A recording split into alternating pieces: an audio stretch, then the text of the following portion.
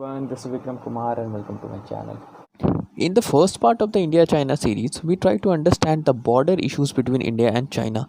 In the second part, we will try to understand the recent reasons for the recent confrontation between India and China. India China relationships. What are the areas of cooperation and what are the areas of tensions between India and China?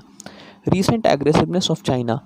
Is China really aggressive towards India, or is it also aggressive towards its own people, its neighboring countries, and so on? Is global community really standing up to the expectations? Let's find out. Loosely demarcated boundaries between India and China has been the major reason for tensions between the two Asian giants. Unfortunately, it was also the reason for 1962 war, Doklam conflict in 2017, and the recent clash between militaries near the border, which led to the loss of 20 brave Indian soldiers.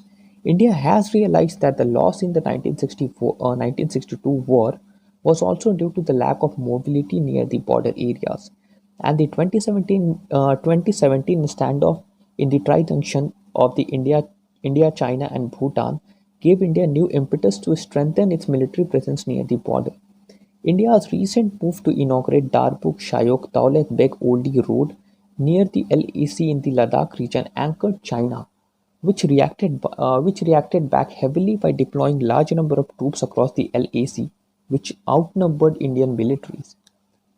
Two of the unintended reasons for the recent conflict has been: number one, India's unhappiness over China has been due to its increasing presence in the disputed Indian territories of the POK, that is Pakistan occupied Kashmir, where China is trying to build its road infrastructure as a part of China-Pakistan Economic Corridor, which is a part of ambitious BRI, that is Belt and Road Initiative.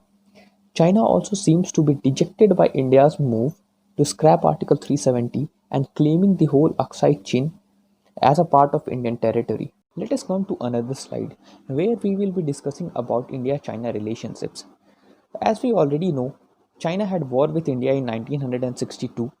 China was the only country after Pakistan to engage in war with India, as the war with Pakistan was somehow unavoidable due to the circumstances that were created by Britishers way back during the freedom struggle and the unsettled boundaries after 1947 that was later about to create more tensions between India and Pakistan.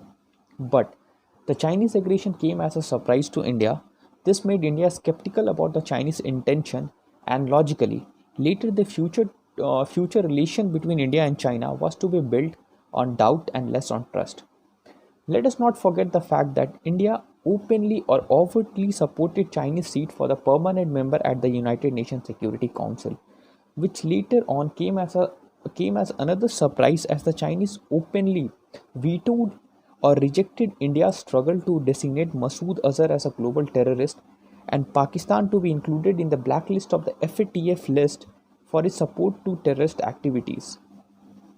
As described before, Chinese funded CPEC, that is China-Pakistan Economic Corridor, which is a part of the BRI, that is Belt and Road Initiative, is also a major dent in the India-China relationship, as this was another blow at India's sovereignty. Although we have something to cheer about, China is among major trading partner in consumer durable goods, which also satisfies majority of lower class and lower middle class by helping them to afford various products at the low cost and fulfill their desire.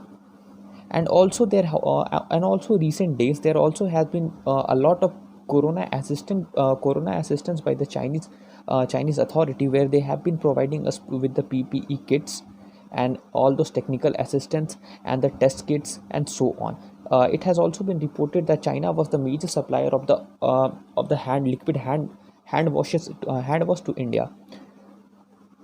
And let us not forget that overall trade with China stands at the $85 billion. That's too much. Now let us focus at some of the common international platforms shared by India China. First among them is BRICS, which stands for B for Brazil, R for Russia, I for India, C for China, and S for South Africa. It was founded in the year 2006, and that time it was BRIC. But later, when South Africa was added in the year 2010, then it became BRICS, which is a grouping of five developing countries to help each other financially through technical assistance and so on. Second among them is RIC, which stands for Russia, India, China. It was formed in the year 1990s to support each other and to counterbalance the Western alliances. Third among them is G20. It was founded in the year 1999 for the government and the central bank governors. Fourth among them is Shanghai Cooperation Organization. It was founded in the year 2001. It is a political, economic, and security alliance. India became its full-time member in the year 2017, and let us not forget that Pakistan is also a full-time member of SCO. One of the important things that I forgot to mention in the slide is about the India-China Informal Summit. It is a move initiated by PM Modi and President of China, that is Xi Jinping, to solve the issues bilaterally and diplomatically, to maintain peace across the border and to avoid future conflict. First, first such informal summit was held in the year 2018 at the Wuhan, China. Wuhan is the same place where the COVID-19 took its shape. The second such summit took place in the year 2019, uh, 2019 at the place called Mamalapuram in Tamil Nadu. So guys, they did really work. Did the informal summit was really beneficial? I will leave this question to for